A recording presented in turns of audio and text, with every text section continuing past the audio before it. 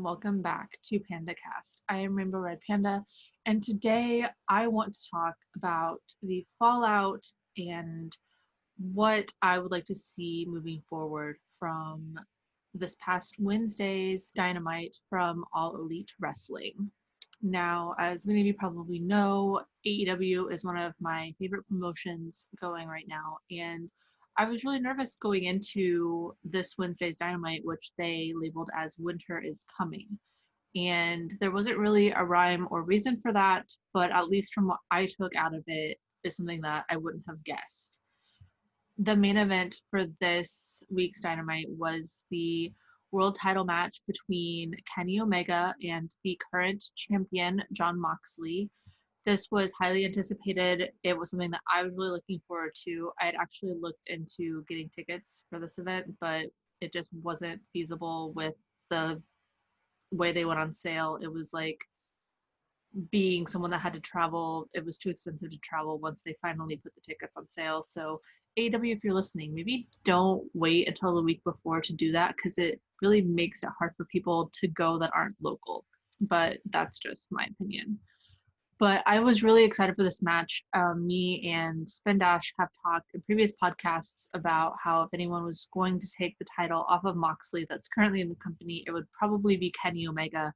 But it was just the question of whether now was the time or they were going to keep it going. And maybe since John had announced that his wife, Renee, is pregnant, maybe they would wait until it was time for her to give birth and do it then so that he could go on paternity leave and it would make a little bit more sense. So wasn't sure what we were getting, but I was excited either way because I really like both Moxley and Omega.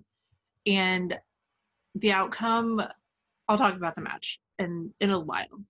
But first, before that, I feel like the whole show was really well done, really good. The biggest shocker, besides the conclusion of the title match, to me, was what I took out of the meaning of Winter is Coming, based on the vignette, the scenery, the music, all of that. I think that this whole thing was really just foreshadowing the announcement that Sting has joined All Elite Wrestling.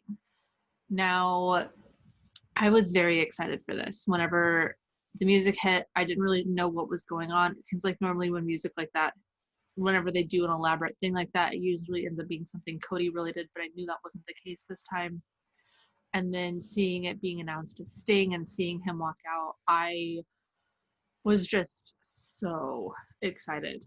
Being somebody that watched Sting in the WCW days, and Sting was really one of my favorite parts of WCW, whether it was like the Surfer Sting gimmick or the stuff that he did with NWO. Sting was always my favorite WCW talent. And so to see him back in general was great. But then to see him on TNT, it was just so nostalgic. And there's been a lot of comparisons to Sting coming back and everyone's excited, but like WWE brings back old talent all the time and people are like, oh, like they're too old, get them out. But I'm hoping that what AEW does with Sting is maybe he has a match or two, maybe. If he never wrestles, I'm fine with that. But it has been announced that he did sign some sort of contract. I would like to see him, he had sort of face-offs with everyone that was in the ring at the time. So you had Darby Allin, Cody Rhodes. I would almost like to see him and Darby team up in a way, whether it be like he be Darby's like manager, even if it's just for a short time. Maybe like because Darby has the TNT title and Sting was such a mainstay on the TNT network, maybe they incorporate it that way. I'm not really sure. I've also seen online people saying like, oh, like Sting should join the Dark Order. I don't know that that's something that should happen, but I think that it would be comical to have them have a face-off. I've also seen people compare like back in Impact, the early days, whenever I believe it was still TNA at this time, the whole Leva Bates, Hulk Hogan, pepper spraying event, and Sting was there. And so it's like, it's Sting back to get his revenge on Leva. I think that there's so many different ways that they can use Sting that doesn't involve him wrestling, and I'm really excited to see what they do. And I think that even if Sting does end up having a match in the company, it won't be like Sting versus the world title holder or anything like that. I think that it would be interesting to see him go up against some of the younger talent, but he had one match, I believe, in WWE, and he was injured in it. So it might be in his best interest to stay out of the ring, maybe be more of like a behind the scenes talent, and then also maybe be a manager or something like that for some of the talent that they currently have. Like I said, I would love to see him paired with Darby, but we'll see how it happens. Besides Sting being present, the main thing that everyone is talking about, and I'm so excited that it finally happened. This was something that whenever they started bringing Don Callis onto Dynamite, even if it was just in promos, I was always like, to me, this means that eventually there's going to be a merger between AEW and Impact. They did it with NWA, and it was really successful.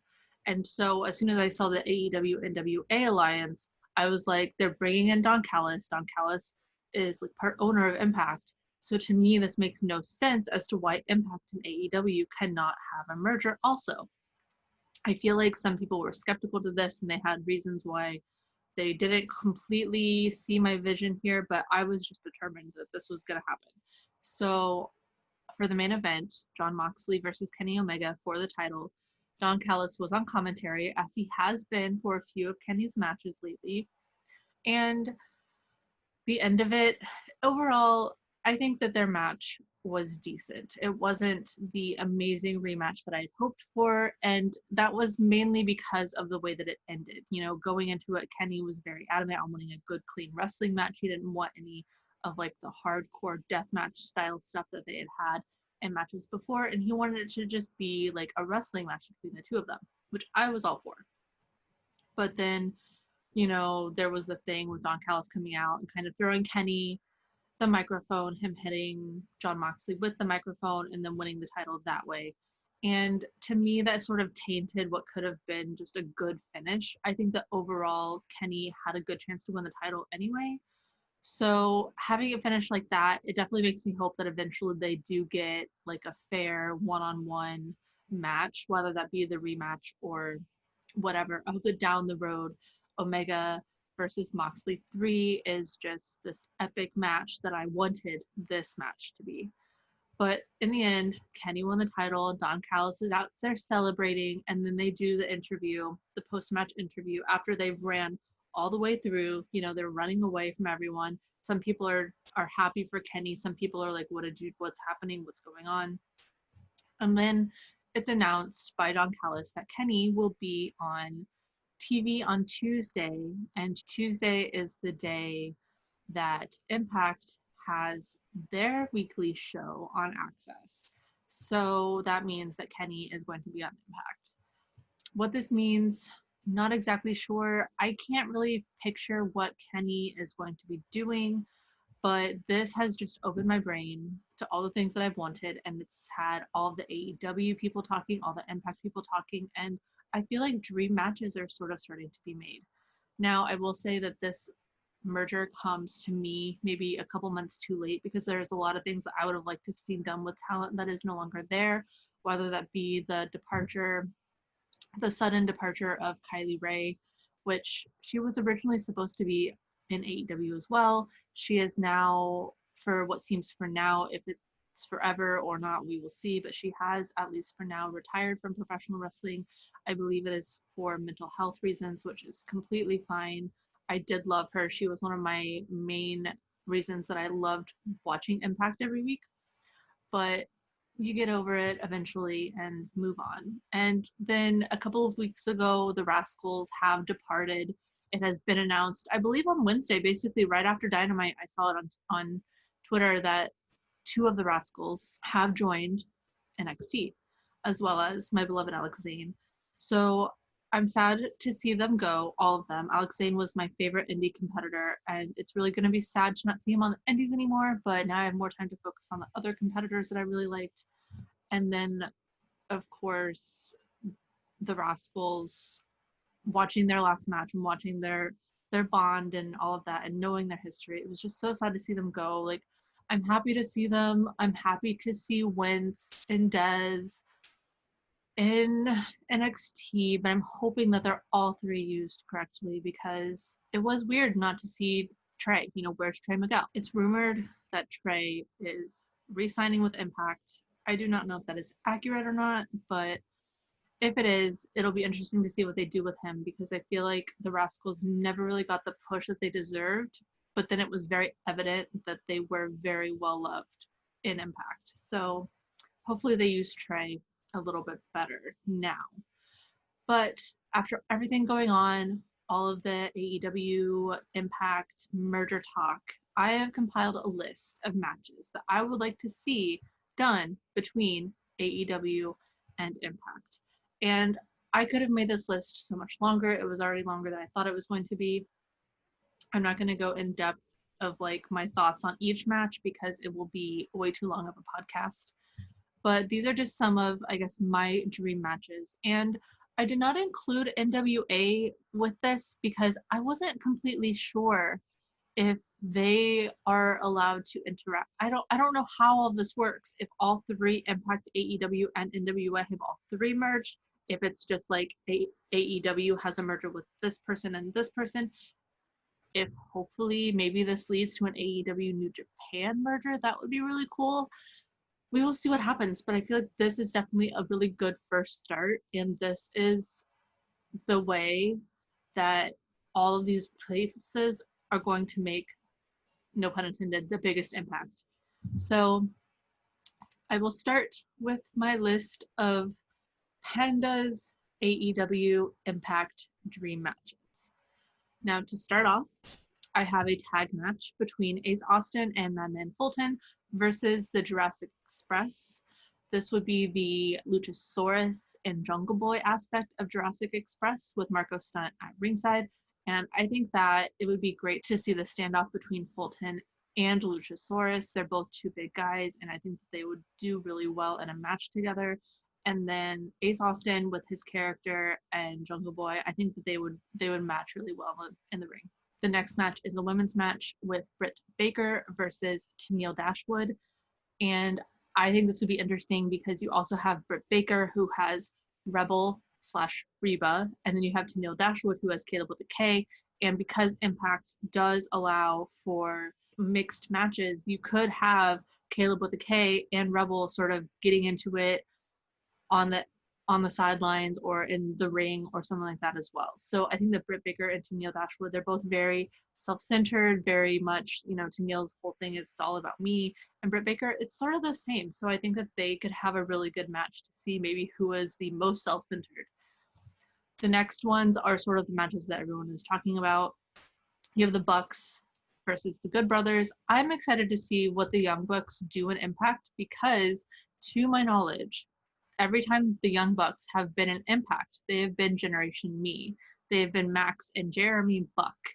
And the Young Bucks have never been in Impact as the Young Bucks. So it will be very interesting to see if maybe they make a reference to that. The Young Bucks walk in and they're like, oh, hey, Max, hey, Jeremy. And they're like, what are you talking about? Like, we're Nick and Matt. Like, it'll be very interesting to me to see how they go about that. If there is any Generation Me references, if they have some sort of weird thing where it comes back for a day, I don't really know. I don't know how it will work, but I think it'll be really entertaining. But I think the Bucks versus the Good Brothers, obviously reference to the Bullet Club in Japan, and I think it'll just be a really good match, especially since right now the Good Brothers tag champs, Young Bucks tag champs, it could be like champion versus champion and just lead to so many more things. The next Young Bucks match that I would like to see is the Young Bucks versus the Motor City Machine Guns. They've had really great matches in the past as Generation Me, and I think that they could have a good match as the Young Bucks versus Motor City Machine Guns. So I would love to see that. And then the last Young Bucks match I have is a triple threat match. It's very similar to the last one. The Young Bucks versus the Motor City Machine Guns versus the newcomers in AEW Top Flight. Top Flight, these new youngcomers, they were very much heavily influenced by both the Motor City Machine Guns and the Young Bucks. And I think that having sort of 3 generations of wrestlers and then also just everyone is sort of influenced by everyone, it would be so great to watch them all in a triple threat match. The next one is the main one that I thought of when this happened. And in my brain, it's the only reason why Impact and AEW pushed so hard for a merger, and it's so that you can get FTR versus the North. This was a match that before FTR had even signed with Impact, they said they wanted to face the Young Bucks, which they have, and they wanted to face the North, which I really, really think is coming. This to me is the very first match that should have been thought about. And like I said, to me, this is the main reason why you would even have this merger to begin with. So if we don't get this, then it's a fail and everyone needs to go back to the drawing board. The next match is matches that have happened before on the indies and they are so good. I would love to see a rematch of Sami Callihan versus Jon Moxley. Even Callahan had tweeted after I had made my list saying like, oh, like we have unfinished business. So I think that definitely will be a match possibility, and I would love to see how that plays out. The next match is another women's match, and it's just sort of horror wrestler versus horror wrestler, and we have Abaddon versus Su Yung. Now, it'll be interesting because they did sort of not kill off Su Yung, but it seems as though maybe Su Yung maybe turned into Susie again. How permanent that will be, or if the transformation even lasts, not really sure. But I would love to see her come back as a Su Yung character to face Abaddon. You could also do Abaddon versus Susie, but I think that Abaddon versus Su Yung would be a really good match, and I would love to see it. Next ones, I have Sammy Guevara versus TJP, because I think they are both sort of very egocentric as well in different ways, and I think that they could have a really good match together. And then I also have Sammy Guevara versus Trey Miguel in the event that he is still with Impact, which I'm hoping that he is, and I hope that him and Trey have a match because I think that that would be a really good match as well. Women's match, I have Jordynne Grace versus Big Swole. They're both sort of very into their muscular physiques, and I think that it would be very good to see them in a match together. I think that they would work well together, and they have different personalities. I think they could do good promos against each other. I think it would be entertaining. It would be funny. I would love to watch it. Next women's match, I have Jordynne Grace versus Britt Baker. And it's sort of the opposite. You know, Britt Baker is very into herself. She's very just perfect heel, and then Jordynne Grace is sort of ever since she lost women's champion, you know, it's like she's been like trying to find who she is, and I think that she could do really well in a match with Britt Baker. I can't even explain why it works, but to me it just works. Next on my women's wish list, I have Brandy Rhodes and Red Velvet versus Kiera Hogan and Tasha Steelz. Now, Brandy and Red Velvet have worked together a few times on Dark, and I think they have a pretty solid tag team. It's very much like a student-teacher kind of thing. And Kiera Hogan and Tasha Steelz sort of started that way as well. I mean, they're very much more well-matched on the same page than Brandy and Red Velvet, but I think that the two of them having a match with the two women from AEW, I think that it would be a very good match and very complimentary, and you almost have like the blue of Hogan and Steelz versus like the red of Red Velvet and Brandy Rhodes, and I think it would just be an awesome match, I think.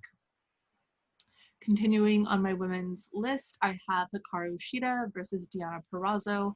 I think that, you know, champion versus champion, always a solid choice, and I think that it would just be a really good match. I think that Shida can have a good match with almost anyone, and she's very humble, and I think that Deonna Purrazzo is kind of the opposite, but I think that, you know, they definitely could mesh well together in the ring.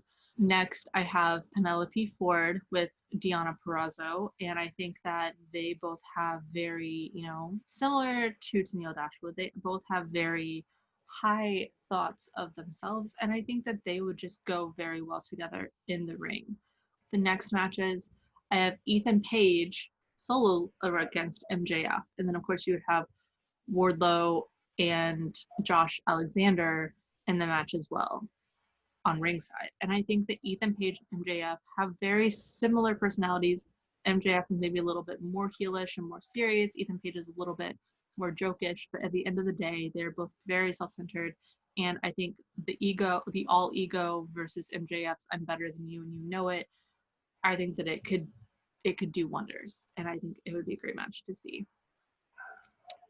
Next match it's the only match that I have Moose in, and I'm not really sure exactly. I would love to see Moose used somehow, but it's just hard to tell like how they're going to use the talent. But I think that Moose versus Chris Jericho would be a good way to elevate Moose higher. He did have an elevation after his match with EC3.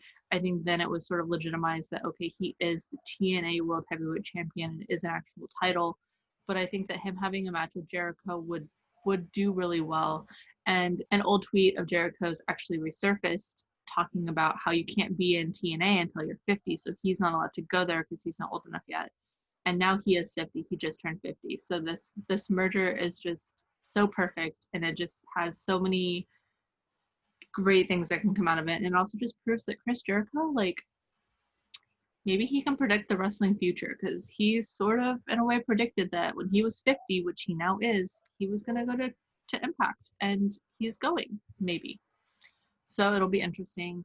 There's not really any big enough factions now that the Inner Circle versus somebody. That's another thing. I'm like, if the Rascals were still around, you could have maybe like a Rascals Inner Circle kind of thing, maybe with like Ortiz and Santana and then Sammy Guevara or something like that versus the Rascals. But there's not really a big faction in TNA or Impact at this time. So I can't really picture what the entire Inner Circle would do unless they maybe had like a formed faction that's just like, hey, you're on our yard, get away, or what would happen with that. But I think that having Moose and Jericho having a match, it would be a really good match.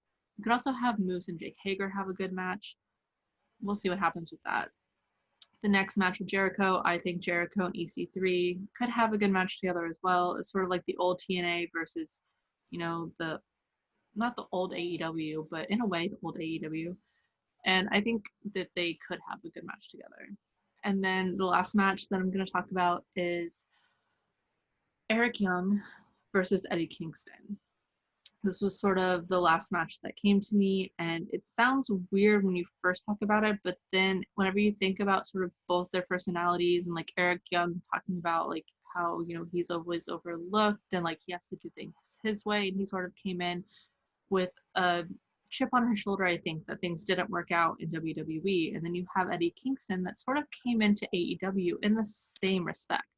And so I think the two of them, while they have different styles and different everything, I think that they could come together and have a really good match and tell a really great story. You could also do something with so many other people, but I think that is just my list of matches that if I had to be in charge of booking these kinds of things, where I would go. Once again, I didn't include anyone from NWA because I wasn't sure if they're allowed to be in. I don't know how this is supposed to work, but I'm so excited that this merger has finally happened. I hope that it is done correctly and that it's done well. And it'll be interesting to see the AEW people on Impact, just because Impact is the one show that has absolutely no audience. AEW has had an audience of some degree throughout the entire thing because they surround the ring with talent or people from the back or just bodies that are in the stadium, whether it's actual fans that they are now bringing back and setting sort of in the top areas, or like I just said, other talent, the Gun Club especially, they make the biggest noise. But a lot of the indie wrestlers that they brought in that have been signed since now, I mean, Eddie Kingston was brought in during this time. You had all the stuff that happened with Pineapple Pete and just all the other like indie people that got their name. Having Warhorse come in was still like one of my favorite things that happened because of all of that. But they've had an audience the entire time. Impact still is wrestling in front of no one. So it'll be interesting to see how the people from AEW react to wrestling in front of no one. And then it will also be interesting to see if the Impact people come to Florida, how they react to actually being in front of people again, because it has been a very long time. And I think it's perfect that the North are from Canada, FTR, not from Canada, but because AEW does all their matches outdoors, it could be semi-cold for their match if they do it in Florida. So I think that would be very interesting. I would love to have Jericho on commentary for that match. And let me know, guys, what matches you would love to see from the merger of AEW and Impact. If there's any that you agree with on my list, if there are any that you think is just ridiculous. And that's all I have for this episode. Next week, I have two very special guests, two very dear friends of mine, Synthis LaFleur and Chilo, and they are going to be talking with me about, they're not really wrestling fans. You know, they watched it when they were younger, but now they don't really know anything. So we talk sort of about that. And then we also play a fun game where I show them people and they guess who they are. So stay tuned for that next week. And until then, I hope that you all enjoy watching all of the wrestling shows. There's such a plethora. GCW has another show, non-fan show, and I'm so excited for it. The first one that they had was amazing. I believe this one is called like It's Slime Time or something like that, and they're bringing in one of my favorite wrestlers from California, Eli Everfly, and I'm so excited. So please go and watch that and tip them if you can, donate, all of that stuff. It's going to be a hard winter for indie wrestling, and I am here for all the content that I can get from them. So in the meantime, feel free to follow me on Twitter at rainbow_Sarah. Follow me on YouTube at Rainbow Road Panda, and I will see you guys next week. Bye, everybody.